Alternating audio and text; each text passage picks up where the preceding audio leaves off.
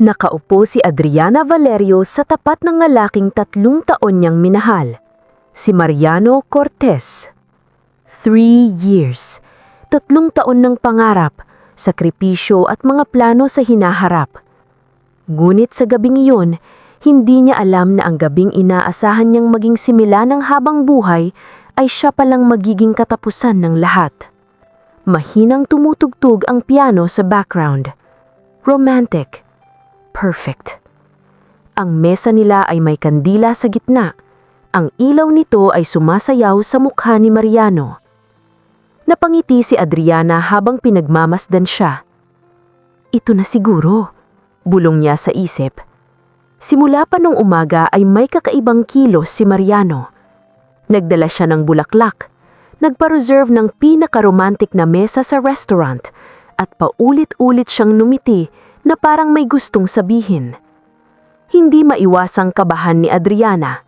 May kutob siya, at ang kutob niyang iyon ay isang bagay na matagal na niyang hinihintay. Proposal. Mahinang tinawag ni Mariano ang waiter. Lumapit ito at inilapag ang isang maliit na velvet box sa mesa. Napakapit si Adriana sa baso ng wine, nanlaki ang mga mata niya. Oh my God! Naramdaman niyang bumilis ang tibok ng puso niya. Ito na nga, ito ang sandali.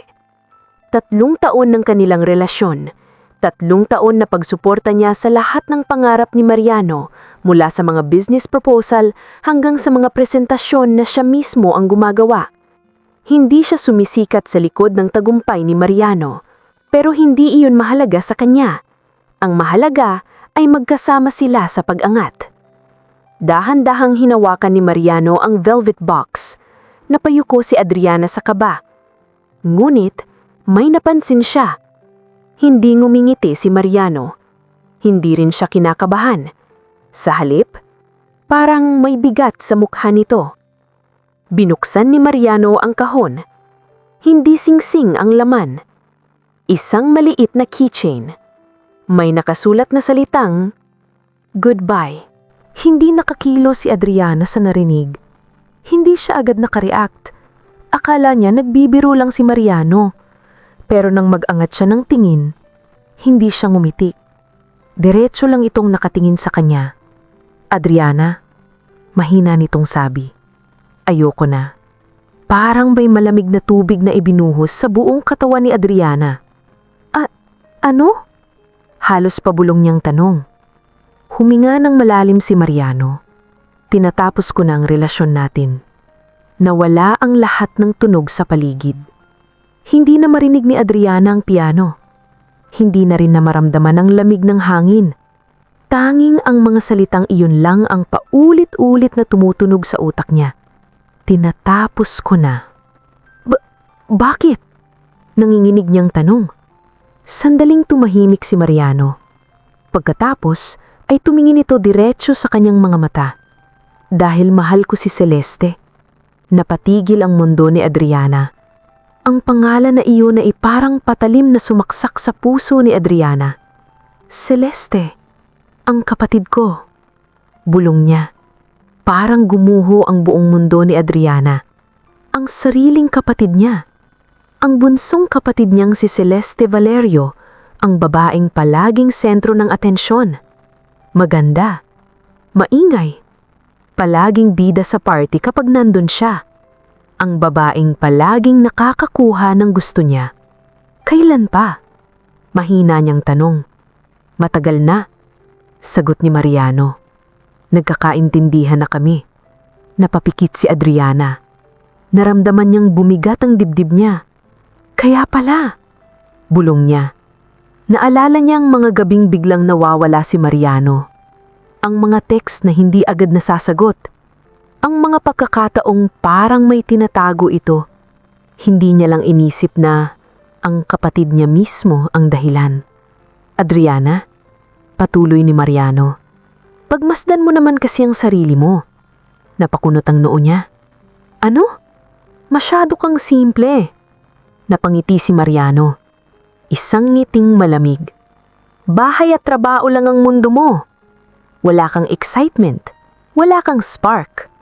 Parang pinipiga ang puso ni Adriana. Si Celeste? Iba siya. Dagdag nito, puno siya ng pangarap. Puno siya ng energy. Siya ang babaeng bagay sa mga pangarap ko. Napailing si Adriana. Wala akong pangarap? Nanginginig niyang tanong. Mariano, ako ang gumagawa ng business proposals mo. Ako ang nagpupuyat para sa presentations mo. Ako ang nag-iisip ng strategies para sa promotions mo. Tahimik lang si Mariano. Pagkatapos, ay ngumiti ito. Isang ngiting may halong pangmamaliit. Pero, pang-support ka lang. Nanigas si Adriana. Support? Oo. Sagot niya. Panglikod ka lang, Adriana. Hindi ka pang front seat. Parang may sumabog sa dibdib niya. Si Celeste ang babaeng kayang tumabi sa akin sa taas. At hindi ikaw iyon. Tahimik ang buong restaurant. Hindi nag-iskandalo si Adriana. Hindi siya sumigaw. Sa halip, pinunasan niyang luha sa pisngi niya. Dahan-dahan siyang tumayo. Inayos niya ang damit niya at ngumiti. Isang ngiting kalmado. Sige. Nagulat si Mariano. Ano? Magsama kayo, sabi niya. Sandaling natahimik ang lalaki. Ganun lang? Tanong nito. Oo, tumingin si Adriana sa mga mata nito. Pero ngayon, iba na ang tingin niya. Wala nang lambing. Wala nang pag-ibig. Tandaan mo ito, Mariano. Balang araw, mapapatunayan mong ang simple na tinapon mo, ang pinakamahalagang bagay na sinayang mo. Hindi na siya naghintay ng sagot. Tumalikod siya at naglakad palabas ng restaurant. Habang bumababa siya ng elevator, tuluyang bumuhos ang luha niya. 3 taon. 3 taon na pagmamahal, natapos sa isang salitang, goodbye. Pero sa loob ng kanyang puso, may isang bagay na nagsisimulang magbago. Ang sakit na yun, unti-unting nagiging apoy. At hindi pa alam ni Mariano na ang gabing yon ang simula ng paglikha ng babaeng hindi na niya kailanman maaabot. Mula sa ika-27 palapag ng La Estrella, parang otomatikong gumalaw ang mga paa ni Adriana Valerio palabas ng restaurant. Hindi niya alam kung paano siya nakarating sa elevator. Hindi niya alam kung paano siya nakalabas ng gusali. Ang alam lang niya, masakit. Sobrang sakit. Paglabas niya sa malamig na gabi ng Valdemar, biglang tumama sa kanyang hangin. At doon tuluyang bumigay ang matagal niyang pinipigilang emosyon. Napahawak siya sa dibdib niya habang lumuluha. Parang may mabigat na bagay na nakadagan sa puso niya. 3 taon niyang minahal si Mariano. 3 taon niyang ipinusta ang lahat. Hindi niya hinangad ang spotlight. Masaya na siya sa likod, sa pag-alaga, sa pagtulong, sa pagbuo ng pangarap nilang dalawa. Pero sa huli, taga-support lang pala ako. Mahina niyang bulong. Napahawak siya sa railings ng sidewalk habang pilit pinipigilan ng paghikpi. Mas masakit pa sa lahat ang isang bagay. Hindi si Mariano, kundi si Celeste, ang kapatid niya. Ang babaeng pinalaki niyang parang sarilang anak matapos mamatay ang mga magulang nila. Si Adriana ang nagsakripisyo. Siya ang nagtrabaho habang nag-aaral si Celeste. Siya ang nagbayad ng tuition nito. Siya ang nag-aalaga tuwing may sakit ito. At ngayon, siya ang babaang ninakawan ng lahat. Napatawa si Adriana sa sarili. Isang tawang puno ng pait. Ang galing mo, Celeste. Hindi na siya bumalik sa restaurant. Hindi na rin siya nag-text kay Mariano. Hindi na rin siya tumawag sa kapatid niya. Sa gabing yon, nagdesisyon si Adriana. Hindi na siya babalik sa dati niyang buhay. Kinabukasan, maaga siyang gumising. Namumugto ang mga mata niya. Tahimik ang apartment. Ito ang apartment na pinaghihirapan niyang bayaran habang tumutulong kay Mariano. Umupo siya sa gilid ng kama. Unti-unti niyang binalikan ng lahat. Ang mga proposal na siyang gumawa, ang mga presentasyon na siyang sumulat, ang mga stratehiya na siyang nag-isip. Lahat ng yon, ginamit ni Mariano para umamat. At ni minsan, hindi siya binigyan ng credit. Ngayon niya lang naisip, hindi siya naging partner. Ginamit siya bilang utak sa likod ng tagumpay ng ibang tao. Tumayo siya. Naglakad papunta sa salamin. Tinitigan niyang sarili niya. Simple, tahimik, ordinaryo. Ganito siya tinignan ni Mariano. Pero sa unang pagkakataon, may nakita siyang kakaiba sa sarili niya. Isang bagay na matagal niya niyang itinago. Potensyal. Kung nagawa niyang itayo ang pangarap ng ibang tao, ano pa kaya kung sarili niyang pangarap ang bubuuin niya? Huminga siya ng malalim. Pagkatapos ay humuhit ang ngiti sa kanyang mukha. Simula ngayon, ako naman. Isang linggo ang lumipas. Biglang nawala si Adriana. Nag-resign siya sa kumpanyang pinagtatrabahuan nila ni Mariano. Hindi siya nagpaalam. Hindi rin siya nagbigay ng dahilan. Tahimik lang siyang umalis. Nagbenta siya ng ilang gamit, isinara ang apartamento, at tuluyang nawala sa lungsod ng Valdemar.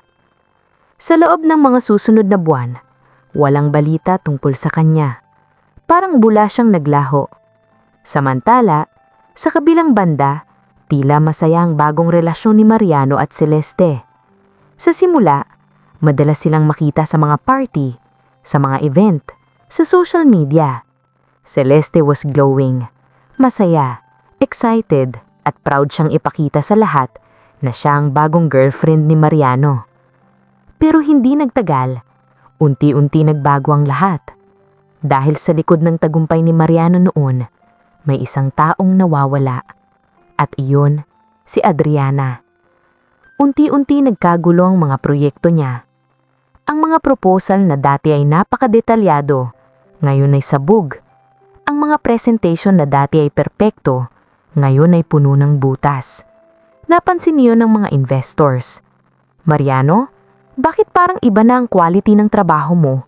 Tanong ng isa sa kanila sa isang meeting. Napakamot siya sa ulo. Busy lang siguro ako, sagot niya. Pero alam niya ang totoo. Hindi siya sanay gumawa ng lahat. Dati, may taong gumagawa niyon para sa kanya. At wala na siya mayon. Isang gabi, nag-away sina Mariano at Celeste sa kondo nito. Bakit palpak ang project mo? Galit na tanong ni Celeste. Hindi ko kasalanan, sagot ni Mariano. Talaga? Singhal nito. Akala ko ba, genius ka? Napatahimik si Mariano. Biglang sumagi sa isip niya ang isang muka. Si Adriana. Ang babaeng laging tahimik. Ang babaeng laging nag-aayos ng mga problema niya. Ngayon niya lang naisip, hindi pala siya ang genius, kundi si Adriana. Nasaan na ba kasi ang kapatid mo? Tanong niya kay Celeste. Napairap ito. Malay ko. Simula nung iniwan mo siya, hindi na siya nagpakita. Napakunot ang noo ni Mariano. Isang kakaibang pakiramdam ang dumaan sa kanya. Pagsisisi. Pero pinigilan niya iyon. Ayos lang, sabi niya. Mas maganda ka naman sa kanya. Ngumiti si Celeste. Pero sa loob niya, may kaba siyang naramdaman dahil kahit anong pilit nila, unti-unting bumabagsak ang mundo nila at hindi nila alam. Habang unti-unting gumuho ang buhay nila, may isang babae sa ibang lugar na tahimik na binubuo ang sarili niyang imperyo sa isang malayong lungsod. Sa isang modernong opisina sa lungsod ng Arden Heights, isang lungsod na kilala sa matatayog na gusili at mga ambisyosong negosyante.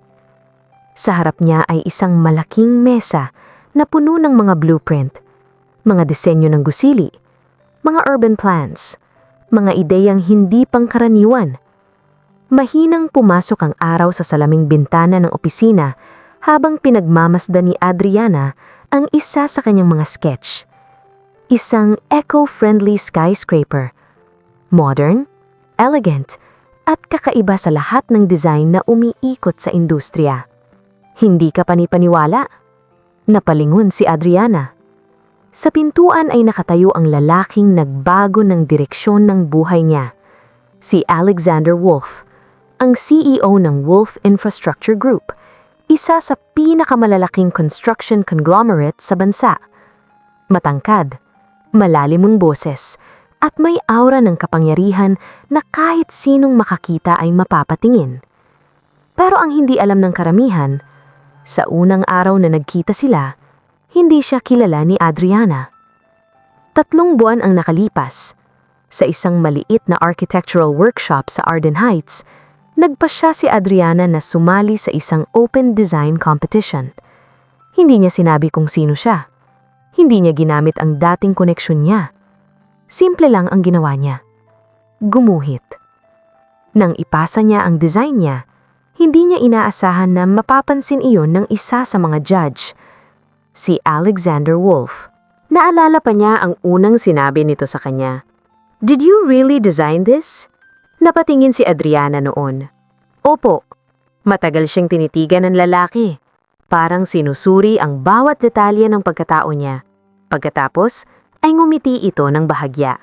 Either you're a genius or you're hiding something. Hindi niya alam kung paano sasagot, kaya ang nasabi niya lang noon ay, siguro pareho. At mula noon, hindi na siya binitawan ni Alexander Wolf. Sa kasalukuyan, nakatayo si Alexander sa likod ni Adriana habang tinitingnan ang blueprint sa mesa. Alam mo ba kung bakit kakaiba ang designs mo? Tanong nito. Napatingin si Adriana sa kanya. Hindi eh. Ngumiti ang lalaki. Because you don't think like an architect. Anong ibig mong sabihin? Tanong niya. Like a strategist. Napakunot ang noo ni Adriana. Ang mga gusali mo hindi lang maganda. Patuloy ni Alexander. May kwento, may logic, may sistema. Tahimik siyang nakinig. Kung tutuusin, dagdag pa nito, hindi ka lang architect material. Mas bagay kang magpatakbo ng kumpanya. Napangiti si Adriana. Kung narinig niya iyon 1 taon ang nakalipas, hindi siya maniniwala. Pero ngayon, parang unti-unti na niyang nakikita ang sarili niyang potensyal. Sa mga sumunod na buwan, naging mentor ni Adriana si Alexander. Tinuruan siya nito tungkol sa negosyo, sa investments, sa real estate development, sa kung paano magpatakbo ng kumpanya. Halos araw-araw silang magkasama sa opisina. Nag-aaral, nagpaplano, nagdidisenyo. Minsan, inaabot sila ng madaling araw. 12:00 na ng hating gabi, pareho silang nakaupo sa rooftop ng opisina. Tahimik ang lungsod. Ang ilaw ng mga gusali ay parang mga bituin sa lupa. Pagod ka na? Tanong ni Alexander. Napailing si Adriana. Hindi pa naman. Totoo ba? Ngumiti siya. Masaya ako sa mga ginagawa ko kaya siguro hindi ako napapagod. Matagal siyang sinulyapan ng lalaki. Bakit ka ba talaga umalis sa Valdemar? Napatahimik si Adriana. Ilang segundo ang lumipas bago siya nagsalita. Tinapon ako ng taong mahal ko. Hindi na siya nagbigay ng detalye dahil sapat na iyon. Napabuntong hininga si Alexander. His loss. Napatingin si Adriana at nagbuntong hininga. Kung ako ang lalaking iyon, hindi kita bibitawan. Biglang uminit ang pisngi ni Adriana. Hindi siya sanay sa ganoong mga salita. Matagal na rin mula nang may magsabi sa kanya ng ganon. Saglit silang nagkatinginan. At sa sandaling iyon, may kakaibang tensyon sa pagitan nila. Isang tensyon na hindi pa nila pinapangalanan. Makalipas ang ilang linggo, tinawag ni Alexander si Adriana sa conference room. May malaking presentation sa screen. 3 salita ang nakasulat. Asian Design Group. Ano ito? Tanong niya. Ngumiti si Alexander. Your future. Napakunot ang noo ni Adriana. Para sa akin ito? Tumalaga siya si Alex. Adriana, may talento ka, may vision ka, at naniniwala akong kaya mo ito. Tumigil siya sandali. Adriana, kailangan mong magkaroon ng sarili mong kumpanya. Parang tumigil ang oras ni Adriana. Lumapit si Alexander sa kanya. Huwag kang mag-alala, tutulungan kita. Pero isang bagay ang kailangan mong tandaan. Ano iyon, Alex? Kapag nagsimula ka, hindi ka na babalik sa dati mong buhay. Napaisip si Adriana. Naalala niya ang gabing iyon sa La Estrella, ang mga salitang sinabi ni Mariano. Simple ka lang. Taga-support ka lang. Dahan-dahan siyang ngumiti. Handa na ako. Habang nagsisimulang buuin ni Adriana ang bagong buhay niya, patuloy namang bumabagsak ang buhay ni Mariano at Celeste. Isang gabi, nakaupo si Mariano sa isang bar. Sa harap niya ay may isang baso ng whiskey. Napabuntong hininga siya. Lumapit ang isa niyang dating kasamahan. "Balita ko may bagong design firm na umuusbong sa Arden Heights," sabi nito. Hindi siya masyadong interesado. Ano naman? Ang sabi ng mga investors, baka ito na raw ang susunod na malaking kumpanya sa industriya. Napataas ang kilay ni Mariano. "Anong pangalan?" Saglit na tumingin ng lalaki sa phone niya. Pagkatapos ay binasa niya. Elysian Design Group. Hindi alam ni Mariano na ang kumpanyang iyon ay pagmamay-ari ng babaeng tinawag niyang pang-support lang. At sa lalong madaling panahon, magkikita ulit ang mga landas nila. Pero sa pagkakataong iyon, hindi na siya ang nasa taas. Lumipas ang 6 na buwan. Sa lungsod ng Arden Heights, isang bagong pangalan ang unti-unting umiingay sa industriya ng architecture at urban design. Elysian Design Group. Isang kumpanya na biglang sumulpot pero agad nakakuha ng pansin ng malalaking investors. Ang mas nakakagulat, ang founder nito ay isang babaeng halos walang nakakaalam ng pinanggalingan. Si Adriana Valerio. Sa loob ng modernong opisina ng Elysian Design Group, abala ang lahat. May mga architect na nag-uusap sa harap ng malalaking monitors. May mga engineer na nagre-review ng structural plans. May mga assistants na nagdadala ng mga dokumento. Sa gitna ng lahat ng iyon ay si Adriana. Nakasuot siya ng isang eleganteng beige blazer. Nakatali ang buhok niya sa maayos na bun. Ang dating tahimik na babae na nakatayo sa likod ng tagumpay ng ibang tao, ngayon ay siya na ang nasa harap. Lumapit sa kanya ang kanyang assistant. "Ma'am Adriana, ready na po ang presentation para sa investor meeting." Tumanggo siya. "Good. Simulan na natin." Habang naglalakad siya papunta sa conference room, may isang taong tahimik na nagmamasid sa kanya mula sa kabilang dulo ng hallway. Si Alexander Wolf. Nakatingin ito sa kanya habang bahagyang nakangiti.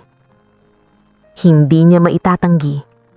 Sa lahat ng taong nakilala niya sa industriya, si Adriana ang pinakanagulat siya. Hindi lang dahil sa talento nito, kundi dahil sa lakas ng loob nito. Isang babaeng dumaan sa matinding sakit. Pero pinili pa ring bumangon. Pumasok si Adriana sa conference room. Nasa loob ang 4 na investors mula sa iba't ibang kumpanya. Lahat sila ay kilalang negosyante. Ang ilan ay may edad na. Ang ilan naman ay kilala sa pagiging mahigpit sa mga deal. Tumayong siya sa harap ng screen. "Good morning." Kalmado niyang binati. May isang investor na tumingin sa kanya ng may pagdududa. "Miss Valerio?" Sabi nito, "Bago pa lang ang kumpanya ninyo. Ano ang dahilan kung bakit kami mag-i-invest sa inyo?" Tahimik ang buong silid. Kundi hindi nag-alinlangan si Adriana. Pinindot niya ang remote. Lumabas sa screen ang isang malaking architectural concept. Isang modern city complex na may eco-friendly structures, rooftop gardens at renewable energy systems. "Because we don't just build structures," sabi niya. "We build sustainable cities." Tahimik ang mga investors habang ipinapaliwanag niya ang bawat detalye. Ang mga traffic flow design, ang environmental impact, ang long-term economic benefits. Habang nagsasalita siya, unti-unting nagbabago ang mga ekspresyon ng mga nakikinig. Mula sa pagdududa, naging paghanga. Pagkatapos ng presentation, tumayo ang isa sa mga investors. "Miss Valerio?" Sandaling tumigil ito. Ngumiti ito. "I'm impressed." Napangiti si Adriana. Pero sa loob niya, may ibang emosyon. Isang alaala. Ang mga salitang minsang sinabi sa kanya. "Taga-support ka lang. Hindi ka pang front seat." Ngayon, siya na ang nasa harap. Kinagabihan, nasa rooftop ng opisina si Adriana. Ito ang lugar na naging paborito niya. Tahimik, malawak ang tanawin ng lungsod. Habang nakatingin siya sa malalayong ilaw ng mga gusali, may narinig siyang mga yapag sa likod niya. Hindi na niya kailangang lumingon. Kilalang kilala niya ang presensya na iyon. "Hindi ka pa rin natutulog?" sabi ni Alexander. Napangiti siya. Hindi pa. Lumapit ito at tumabi sa kanya sa railing. "Successful ang meeting mo kanina. Dahil sa tulong mo." Umiling si Alexander. "Hindi. Dahil sa talento mo." Tahimik silang dalawa sandali. Ang hangin ay marahang dumadaan sa pagitan nila. Biglang nagsalita si Alexander. "May tanong ako sa'yo." "Ano iyon, Alex? Tapos ka na bang tumakbo mula sa nakaraan mo?" Napalingon si Adriana. "Tumatakbo ba ako?" "Sa tingin ko hindi," sagot ni Adriana. "Sa tingin ko, naghihintay ka lang ng tamang oras para harapin sila." May katotohanan ang sinabi ni Alex. Hindi niya nakakalimutan si Mariano. Hindi rin niya nakakalimutan si Celeste.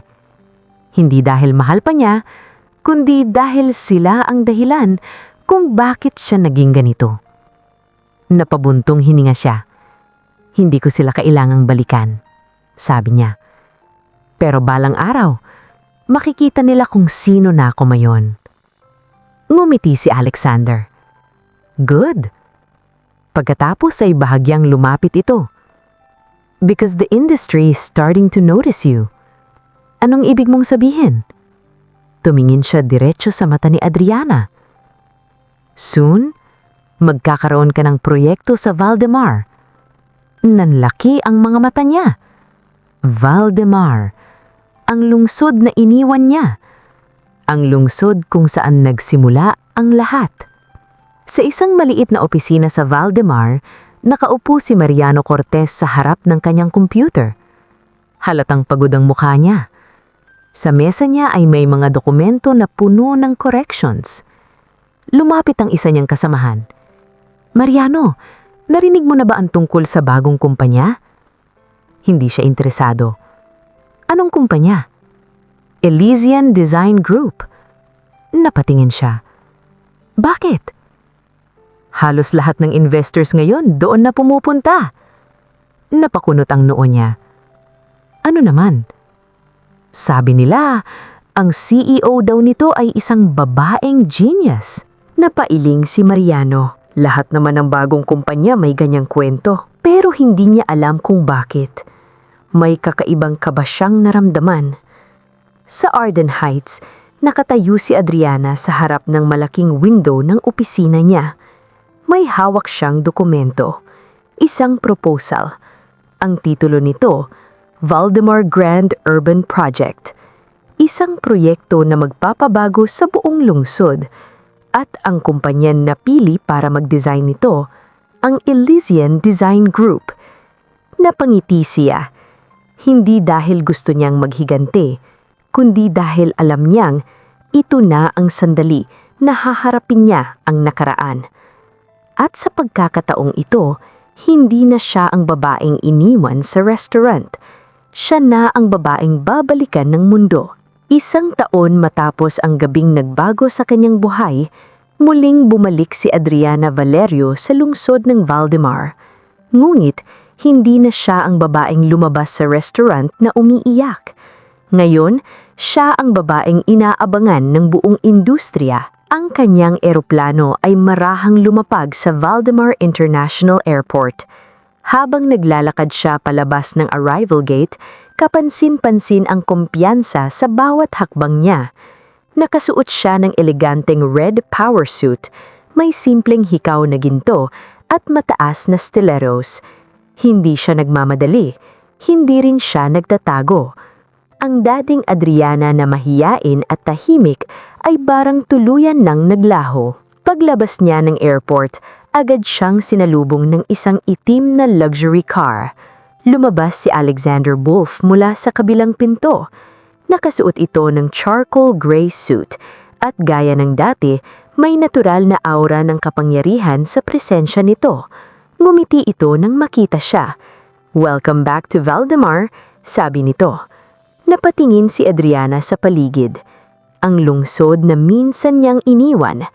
Ang lungsod na puno ng alaala. "Hindi ko akalaing babalik ako dito ng ganito," mahina niyang sabi. Pinagmasdan siya ni Alexander. "At hindi ko rin akalaing magiging ganito kakalakas," sagot nito. Sandali silang nagkatinginan. May isang sandali ng katahimikan na parang may gustong sabihin ng dalawa. Pero pinili nilang hindi muna iyon pangalanan. Ang balita na yumanig sa lungsod. Kinabukasan, kumalat ang isang malaking balita sa buong industriya ng negosyo sa Valdemar. Ang Valdemar Grand Urban Project, isang multi-billion development plan para baguhin ang sentro ng lungsod, ay napunta sa isang kumpanyang hindi inaasahan ng marami, Elysian Design Group, at ang CEO nito, si Adriana Valerio. Hindi pa lumilipas ang ilang oras matapos lumabas ang balita, nagkagulo sa social media at sa business circles ng lungsod. Hindi ba siya yung dating architect sa kumpanya ni Mariano Cortez? Sino ba talaga ang babaeng ito? Ang sabi, siya raw ang utak sa likod ng maraming projects noon. At isa sa mga taong unang narinig ng balitang iyon ay si Mariano. Nasa loob si Mariano ng kanyang maliit na opisina nang ipinakita sa kanya ng isang kasamahan ang balita. "Mariano, tignan mo ito." Walang gana niyang kinuha ang tablet, pero nang makita niya ang headline, nanigas siya. "Elysian or Asian Design Group CEO Adriana Valerio leads Valdemar Mega Project." Hindi siya agad nakapagsalita. Para siyang nabingi sa bigla ang katahimikan ng paligid. "Adriana?" bulong niya. Ang babaeng iniwan niya. Siya ngayon ang CEO ng kumpanyang hawak ang pinakamalaking proyekto sa lungsod. Hindi siya makapaniwala. "Imposible," sabi niya sa sarili. Pero habang tinititigan niya ang larawan sa screen, wala nang duda. Iyon nga si Adriana. Pero ibang Adriana. Mas elegante, mas matapang ang tingin, mas malakas ang aura. Parang hindi na ang babaeng minsan niyang minahal. Sa panig ni Celeste. Sa kabilang banda ng lungsod, nasa loob ng isang maliit na apartment si Celeste. Hindi na ito kasing glamorous tulad ng dati. Ang buhay na inaakala niyang magiging madali kasama si Mariano ay hindi naging ganon kaganda. Marami sa mga proyekto ni Mariano ang bumagsak at kasabay noon, bumaba rin ang kanilang kita. Habang nag-i-scroll siya sa phone niya, napahinto siya sa isang post. Isang larawan. Isang babaeng nakatayo sa harap ng podium sa isang press conference. Nakasuot ng pulang suit. Elegant, powerful. Nanlaki ang mga mata ni Celeste. "Ate?" bulong niya. Hindi siya makapaniwala. Ang kapatid na iniwan nila. Ang kapatid na akala niyang mahina. Ngayon ay isa ng CEO na pinag-uusapan ng buong lungsod. At sa unang pagkakataon matapos ang isang taon, naramdaman ni Celeste ang isang bagay na hindi niya inaasahan. Takot. Sa isang malaking hotel ballroom sa Valdemar, nagaganap ang press conference ng Valdemar Grand Urban Project. Punong-puno ang lugar ng mga reporters, investors at business leaders. Sa gitna ng entablado ay may isang podium at sa likod nito ay ang logo ng Elysian Design Group. Tahimik ang buong silid habang naghihintay ang lahat. Pagkatapos ay bumukas ang pinto sa gilid ng stage. Lumabas si Adriana. Agad nag-flash ang mga kamera. Napuno ng bulungan ang silid. Siya ba iyon? Ang bata niya para maging CEO. Pero siya raw ang mastermind ng project. Naglakad si Adriana papunta sa podium ng may kalmadong kumpiyansa. Habang nagsisimula siyang magsalita, hindi niya napansin ang dalawang taong nakatayo sa likod ng mga reporters, si Mariano at si Celeste. Pareho silang nakatingin sa kanya, parang hindi makapaniwala. "Good afternoon," Kalmado niyang binati sa lahat. Ang Valdemar Grand Urban Project ay hindi lang tungkol sa pagbuo ng mga gusali. Ang layunin namin ay bumuo ng isang lungsod na may pangmatagalang visyon.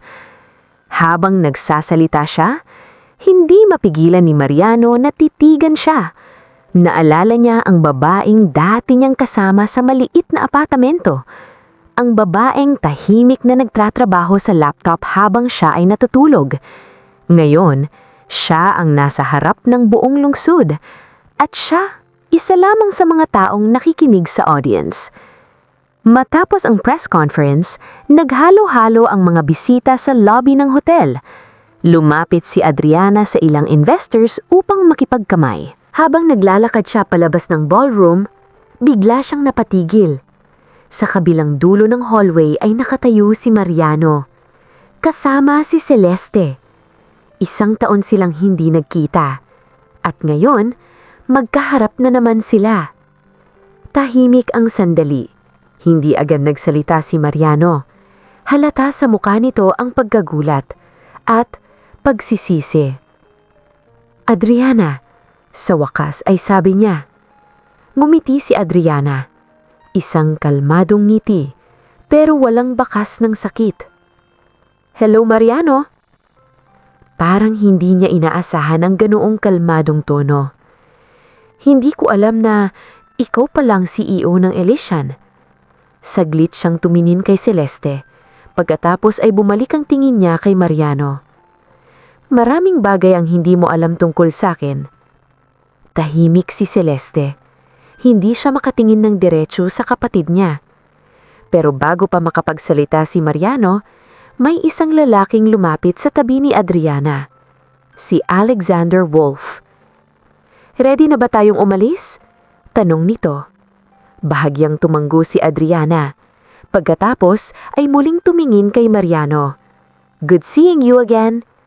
At bago pa ito makapagsalita, naglakad na siya palayo, kasama si Alexander. Habang nakatayo si Mariano sa hallway, may isang bagay siyang napagtanto.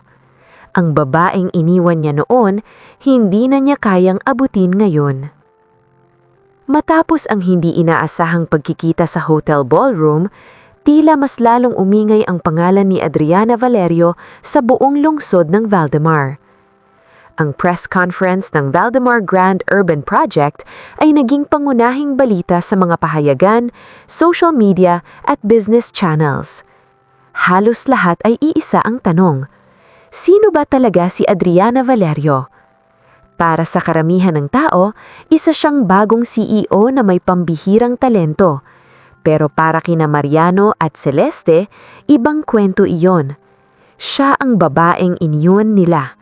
At ngayon, siya ang babaeng nasa tuktok. Kinagabihan, nakaupo si Mariano sa loob ng kanyang kotse sa parking lot ng hotel. Tahimik siyang nakatitig sa manibela. Paulit-ulit sa isip niya ang eksena kanina. Ang kumpiyansa ni Adriana. Ang paraan ng pagsasalita nito. Ang respeto na ibinibigay ng mga investor sa kanya. At higit sa lahat, ang lalaking kasama niya. Si Alexander Wolf, isang pangalan na kilala sa buong industriya. Napahawakan si Mariano sa buhok niya.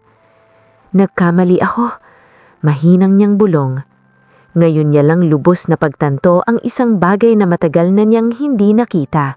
Ang babaeng iniwan niya. Siya pala ang tunay na dahilan kung bakit siya naging matagumpay noon. Ang mga proposal, ang mga strategy, ang mga idea, lahat iyon kay Adriana galing. Napapikit siya. Sa loob ng kanyang dibdib ay may mabigat na pakiramdam. Pagsisisi. Isang pagsisisi na alam niyang huli na. Sa kabilang banda, tahimik na nakaupo si Celeste sa kanilang apartment. Hindi siya makapaniwala sa mga pangyayari. Sa harap niya ay bukas ang laptop kung saan makikita ang balita tungkol sa kapatid niya. Ang larawan ni Adriana sa screen. Elegant, malakas, maganda. Parang isang babaeng ipinanganak para mamuno. Napabuntong hininga si Celeste. Sa unang pagkakataon matapos ang 1 taon, naramdaman niya ang matinding hiya. Naalala niya ang lahat, kung paano niya lihim na kinakausap si Mariano habang sila pa ng kapatid niya. Kung paano niya inagaw ang lalaking mahal ni Adriana, at kung paano niya pinili ang sarili niyang kaligayahan kaysa sa pamilya. Unti-unting pumatak ang luha niya. Ate, patawad. Kinabukasan, nasa opisina ng Elysian Design Group si Adriana. Abala ang buong team sa paghahanda para sa bagong proyekto. Habang naglalakad siya sa hallway, may isang receptionist na lumapit sa kanya. Ma'am Adriana, may gustong makipagkita sa inyo. Sino? Saglit na nag-alinlangan ang receptionist. Si Mr. Mariano Cortez po. Tumigil siya sa paglalakad. Hindi siya nagulat. Parang inaasahan na niya iyon. Huminga siya ng malalim. Huminga sinang malalim. Papuntahin mo siya sa conference room. Pagpasok ni Mariano sa conference room, nakita niya si Adriana na nakatayo sa tabi ng malaking bintana. Tanaw mula roon ang kalahati ng lungsod. Ang lungsod na dati ay mundo nilang dalawa. Pero ngayon, magkaiba na ang landas nila. Adriana, mahina niyang sabi. Lumingon siya. Kalmado ang mukha niya. Hello, Mariano? Tahimik ang silid. Halatang nahihirapan magsalita ang lalaki. Gusto ko lang humingi ng tawad. Tinitigan siya ni Adriana. Hindi galit, hindi rin malamig. Tahimik lang. Alam kong wala akong karapatang humingi ng kapatawaran. Patuloy ni Mariano. Pero gusto ko lang sabihin na nagsisisi ako. Napabuntong hininga siya. Mariano? Lumapit siya ng kaunti. Matagal na kitang pinatawad. Nanlaki ang mata ng lalaki. Talaga? Tumanggo siya. Hindi dahil deserve mo, kundi dahil ayoko nang dalhin ang sakit na yon. Napayuko si Mariano. Kung pwede lang ibalik ang panahon. Ngumiti si Adriana. Hindi ko gugustuhin. Napatingin siya dito.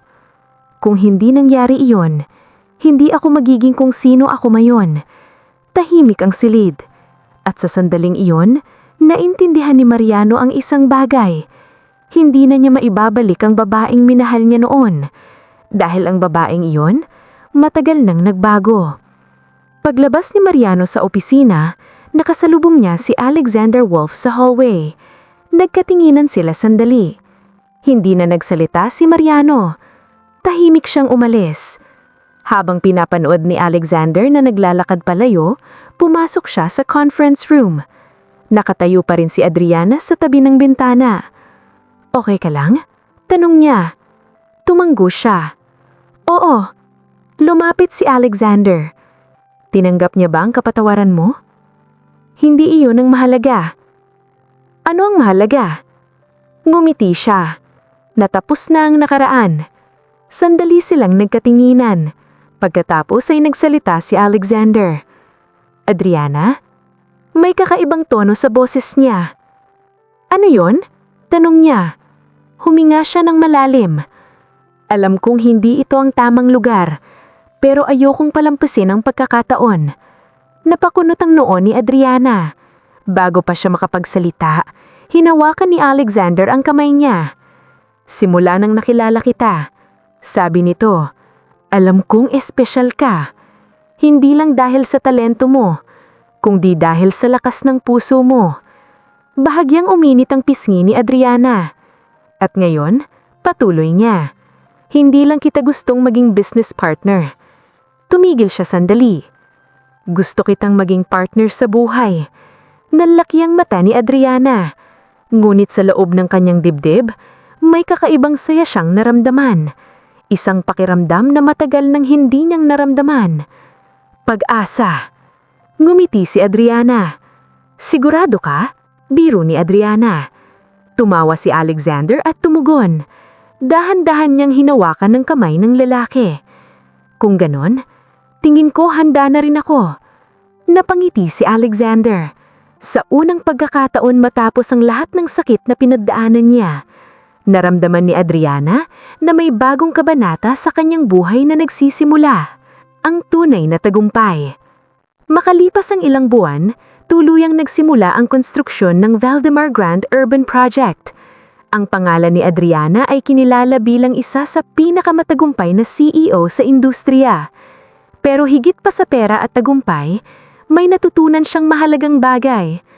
Ang tunay na ganti sa mga taong nanakit sa iyo, hindi ang sirain sila, kundi ang itaguyod ang sarili mong buhay hanggang sa hindi ka na nila maabot. At sa wakas, natagpuan din niya ang isang taong kayang tumabi sa kanya. Hindi sa likod, hindi sa unahan, kundi sa tabi niya. Si Alexander Wolf. At sa pagkakataong ito, ang pag-ibig niya ay hindi na kailanman magiging pangalawa sa pangarap niya.